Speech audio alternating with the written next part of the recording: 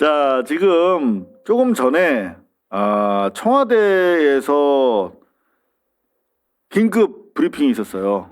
그거부터 좀 정리를 해드리고 넘어갈게요. 지금 원래는 중동 상황과 관련해서도 청와대에서 오늘 엄청나게 기사가 사실은 자, 한번 보여드릴게요. 카타르 이거 한번 보여주세요. 카타르 상황이 계속 지금 속보가 들어오고 있어가지고 이란, 이스라엘 이게 지금 엄청나게 유가가 지금 뭐 100불 넘어가면서 생기는 일들, 그 다음에 지금 미국 상황도 복잡 단단하게 터져 나오고 거기다가 뭐 러시아산 석유까지 우리가 가져와야 될 만큼 네. 지금 상당히 지금 심각한 상황에 환율이 150, 1,500을 지금 넘었다 왔다 갔다 하는 상황이 됐습니다. 자, 코스피도 오늘 안 좋고 그러다 보니까 청와대에서 지금 나온 스트레이트가 오늘 하루에 지금 일하는 젠프라고 하는 소제목으로 말이죠. 이만큼 있어요. 지금 제목만 제가 쭉 써놓은 건데 이만큼 나오고 있습니다. 경사노위까지 포함해서. 자, 그런데 지금 매불쇼 때문에 우리가 시간을 17분 잡아먹었어. 감사합니다.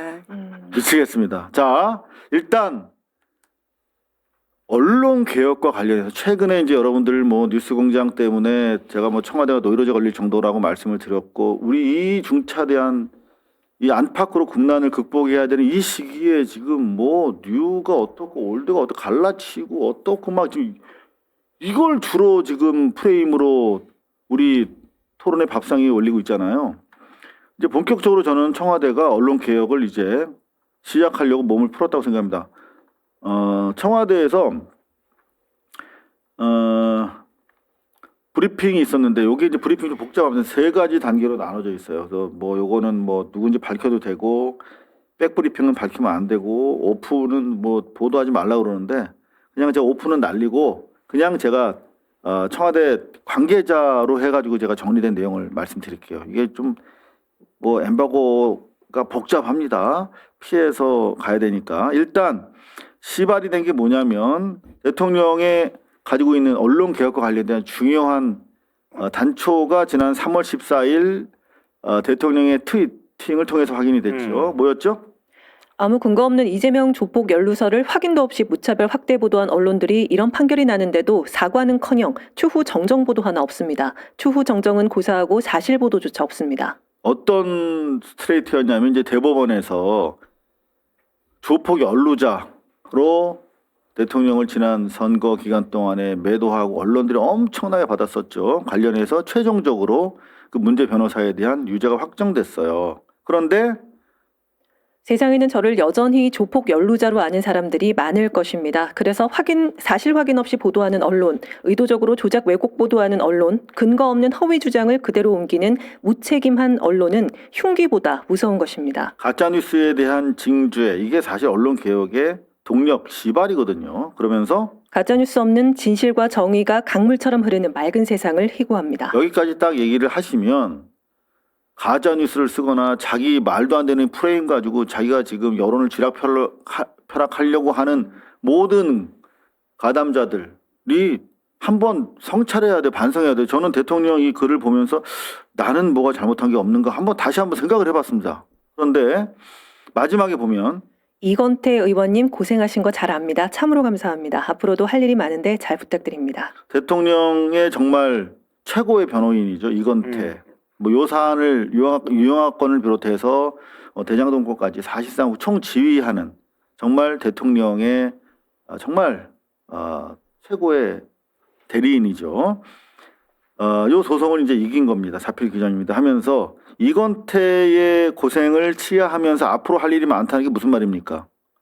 공치모와 관련해서도 대통령의 뜻을 받들어서 이 공치모 그룹을 만든 게 이건태 변호사 출신 의원이거든. 그러니까 그 부분에 대해서도 공치모 가지고도 대통령이 이걸 불편해한다. 심지어 대통령이 하지도 않은 말 가지고 거꾸로 나간 게 뉴스공장이에요. 청와대에서 그 부분에 대해서 강력하게 항의했거든. 그런데도 가짜뉴스인데도 사과하거나 반성하거나 정정하지 않았어요. 그러니까 이런 문제 제기가 결국 3월 14일 이 트위팅은 이 유영하 케이스에 대해서 확정 판결 나왔는데도 정정하지 않는 언론을 포함한 모든 가짜뉴스 쓰는 매체들에 대한 일반론적인 사실은 꾸짖음이거든, 사실 대통령으로서. 그런데 아무런 대응이 여태까지도 없었던 거예요. 그러니까 3월 13일 날 확정 보도 이후에 다음 날도 없고, 그리고 나서 또 일주일이 지났죠. 그래서 오늘 청와대에서 매우 이례적으로 지금 막 브리핑이 끝난 거 따끈따끈한 내용입니다. 3시 20분부터 조금 전에 끝났는데 청와대 핵심 관계자가 백브리핑을 했어요.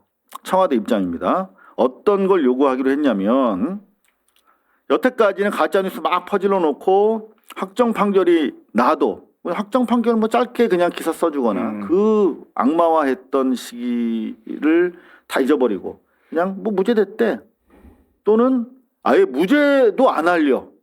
또 원래 같은 양으로 심지어. 보도해줘야 되거든요. 그렇죠. 그래서 여태까지 다 넘어갔는데 대통령이 처음으로 너희들 다시 만회라며 청와대가 공식적으로 입장을 낸 겁니다. 여기 보면 한번 볼까요? 장영하 변호사가 조폭 연루설로 대법원에서 확정 판결 받음에 따라 청와대가 언론사에 자율로 추후 보도 청구 요구함. 대법 확정 판결 이후에 추후 보도문이나 정정 보도문 게재한 곳 거의 없기 때문에 이를 자율적으로 요구. 자, 그리고 나서 안 되면 언중위나 법적 조치 등이 예상됨. 유튜버는 언론사 등록이 안 될 경우 명예훼손 소송 진행하는 방안 계획 중. 자, 이제 브리핑 내용인데요. 이재명 정부는 언론 활동 존중한다. 그런데 지금 보면 기본은 해야 될 거 아니냐, 니들이. 2022년 대선 앞둔 21년 10월에 장영하 변호사라는 자가 당시 내란당 당협위원장이었는데 아예 전 당적으로 아예 이거 가지고 공격을 했고, 상당수 언론이 이걸 가지고 플러스 알파 뭐 단독 뭐 추가 뭐 인터뷰 해가지고 엄청나게, 단지 인터뷰한 내용 외에도 이걸 부풀려서 엄청나게 공격을 했거든요. 기억하시겠습니다만. 그런데 이제 확정 판결이 났어. 자, 뉴욕타임스 같은 경우 161년 전 오보도 바로 잡는데, 니네는 지금 이 확정 판결 난 이후에 내가 분명히 이거 정정하라고 했는데도 안 했어, 니네. 자, 그래서 어떻게 하기로 했냐면, 다시 한번 명확하게 합니다. 이거는 언론사의 이 한 그 요청사항, 대통령의 지시사항인가? 맞다. 청와대 입장이다. 라고 확인 다시 했습니다. 자, 그러면 어떻게 합니까? 각사 별도로 공문 발송합니까? 그랬더니, 야, 너희들이 잘못한 건 니들이 알잖아. 그럼 공문으로 발송을 해가지고 해. 그건 당연히 해야지, 확정 판결 났으면. 그러니까 일단 제가 브리핑 내용부터 전해드릴게요. 일단 너희들이 방송한 거, 보도한 거 있잖아. 그거 보고 나서 알아서 니들이 판단해서 해. 그래서 계속 가이드를 달랍니다. 아주 일부지만 문제가 있다고 보도한 것도 있다는 것이지. 그 당시에 그 유영하의 장영하의 폭로가 잘못됐다라고 보도한 것도 있대. 우리 매체 같은 경우지. 아주 일부야. 그러니까 나머지는 다 그냥 이제 칼춤을 같이 춘 건데, 자, 어느 정도 수준에서 하면 좋겠습니까? 그랬더니 이제 이런 걸 콜콜 묻는 게 일단 반성을 안 한다는 거야. 계속 물어봐. 어느 정도 수준으로 할까요? 그랬더니 그거는 일률적으로 말하기 어려울 것 같다. 단순 인용도 있고 폭로성도 있고 추가 의혹 제기, 부풀려서 한 경우도 있어서 상당히 다르다. 그러면서 계속 이제 뭐 이렇게 아예 그냥 꼬장을 부립니다. 당시 보도한 언론들 리스트 같은 거 있으면 주세요. 우리 들어가 있나 보게. 없으면 안 하게. 그랬더니 뭐라고요? 그거는 아마 언론진흥재단의 비카인즈 치면 다 나와.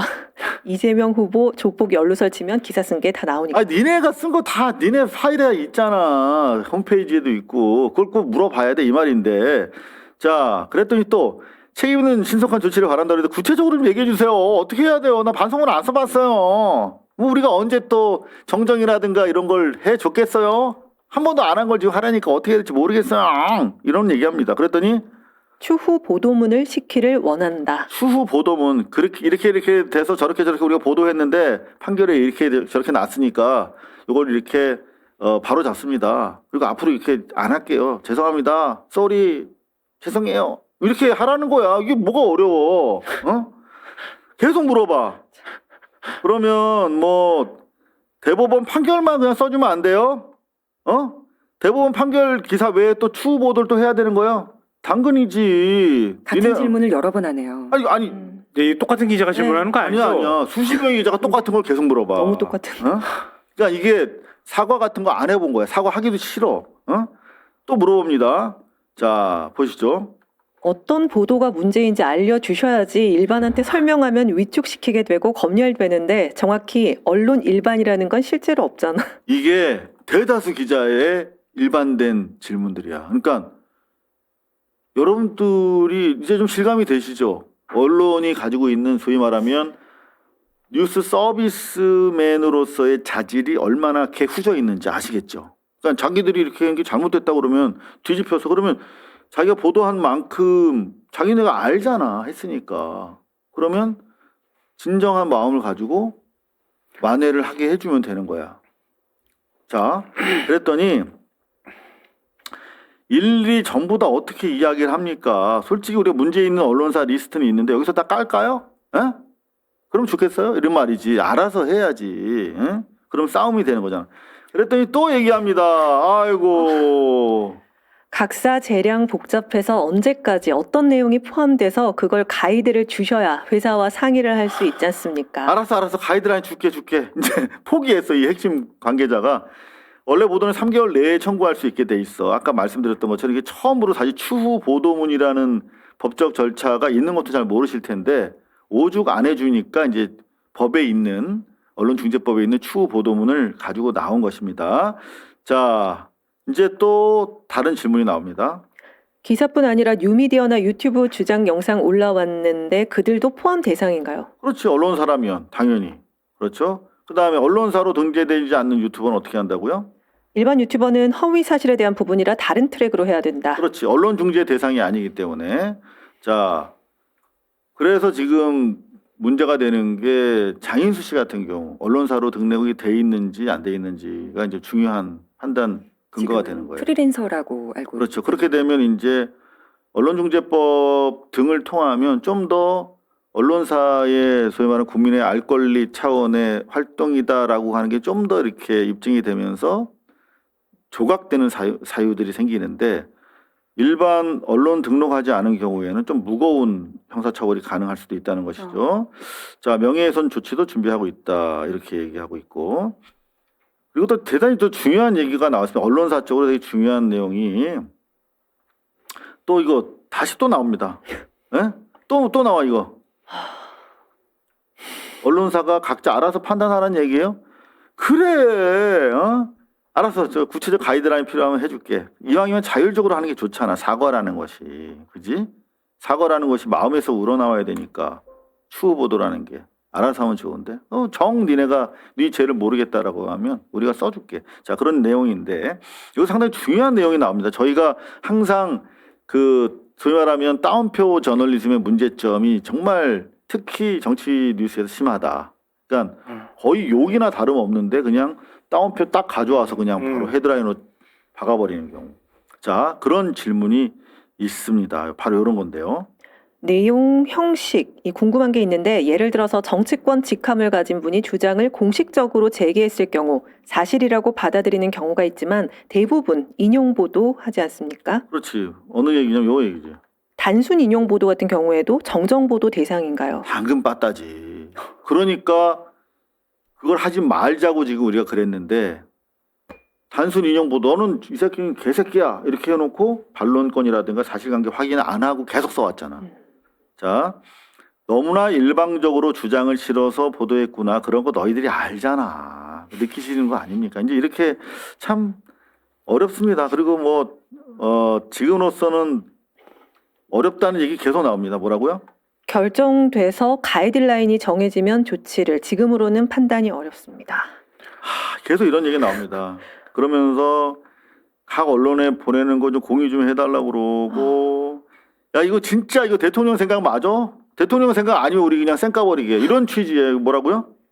대통령 지시사항 아니라 청와대 입장이라고 했는데 대통령에게 보고했나요? 당연히 했지. 그리고 또 결정적인 또 질문도 나왔습니다. 뭐라고요? 대통령 되기 이전에 개인의 일인데 왜 청와대가 나서냐? 이런 싸가지 없는 질문도 있었더라고요. 자, 근데 이게 대통령 대선 때 나온 얘기 가지고 지금 그러니까요. 결정을 안 하겠다는 거예요? 그러니까 그 대통령 되기 전 아니냐는 취지야. 근데 그 대통령 선거에 영향을 미치기 위한 것이었잖아요. 그죠? 그러면 업무와 연결되지 않을 수 없다는 게 청와대의 판단이다. 아유, 더 이상 제가 전해드리면 여러분도 화날 것 같아서 일단 이렇게 이제 진행이 됐는데 일단 제가 먼저 코멘트 한마디 하면 언론 개혁에 정말 중요한 분수령이 될 거라고 저는 생각합니다. 작년 정권 초반에 대통령 청와대 관계자들의 기자회견을 CCTV로 열어버린 거. 그래서 기자들이 더 이상 장난 못 치게 만든 거. 그 다음 두 번째가 KTV 영상을 다 오픈해가지고 투명 공유하게 한 거. 국정을 주권자들이 보시고 판단하게 해준 거에 이어서 이제 책임 언론이라는 측면에서 대단히 강한 이니셔티브가 시작됐다. 전 이렇게 보는데 어떻게들 보시는지 궁금합니다. 굳이 그렇게까지 얘기해야 되나요? 우리가 그렇게까지 해석하지 않아도 이 정도 사안 같으면은 찔리는 언론들 많을 거거든요. 제가 너무 생생하게 기억이 나요. 2022년 대선 때 박철민이가 갑자기 튀어나와서 박철민이가 쌓아둔 돈다발 사진을 막 들고 나와. 그래가지고 그걸 막 정치 공세를 폈어요. 당시 국민의힘 의원들이 얼마나 많이 그걸 사실 의혹 부풀리고 그거를 한 바닥씩 쓴 신문이 기억나 지금도. 심지어 이제 장영하 변호사 국회에서 그걸 브리핑할 수 네, 있는 브리핑하고. 국회도 열어주고 그 작자들이 국민의힘 작자들이고 그게 언론은 그거를 또 그대로 받아쓰고 기사 프로그램에 토론 주제로 올라와가지고 이게 지금 보도할 감이 되느냐 이거 가지고 싸웠어요. 제가 국민의힘 쪽 사람들하고 그거 가지고 얼마나 많이 논쟁을 했는지 몰라요. 좀 저걸 어떻게 신뢰하고 지금 하냐고 얘기를. 저 돈다발을 저 찍은 게 과연 누구 돈다발인지도 확인도 안 되는 돈다발을 찍어가지고 지금 하냐고 그렇게 했는데 그런 식으로 논쟁을 했어요. 그리고 이재명 악마를 시켰어. 0.73으로 지게 만들었어. 네. 그러고 난 다음에 대법 갔더니 지금 다 유죄 나왔어. 그러면 그때 한 바닥씩 쓴 신문들은 자기들이 더 잘할 거 아니야. 솔직히 까놓고. 그럼 자기들이 사과문을 쓰든 정정 보도를 하든 해야 될 거 아니에요. 근데 그거를 우리는 한 단어로 쓰고 우리는 조금 그래도 자제했기 때문에 우리는 안 해도 될까요? 아, 우리는 진짜 세게 했는데 그러면 어디까지 저희가 사과를 해야 될까요? 아니, 유치원 선생님한테 물어보는 아이입니까? 그걸 일일이 다 가이드라인을 주게? 당시 조선일보 기사 제목 좀 몇 개 읽어드릴게요. 이 기간 야 김용판 이재명 조폭에게 20억 받아. 이재명 이래서 의원 면책 특권 제한해야. 또 야 이재명 보스 조폭 진술서 공개. 노력은 했다 헛웃음. 자, 그러면서 채널A 같은 경우 성남 조폭이 20억 면책특권 제한해야 된다. 이런 내용도 그리고 이 문제의 돈다발을 그대로 그냥 무책임하게들 다 공개했어요. 그러면서 이를테면은 대통령 후보의 조폭 연륜석이라니 뭐 이런 식으로 충격적인 대선 후보 조폭 연륜석 웃어 넘길 일 아니다. 매일경제.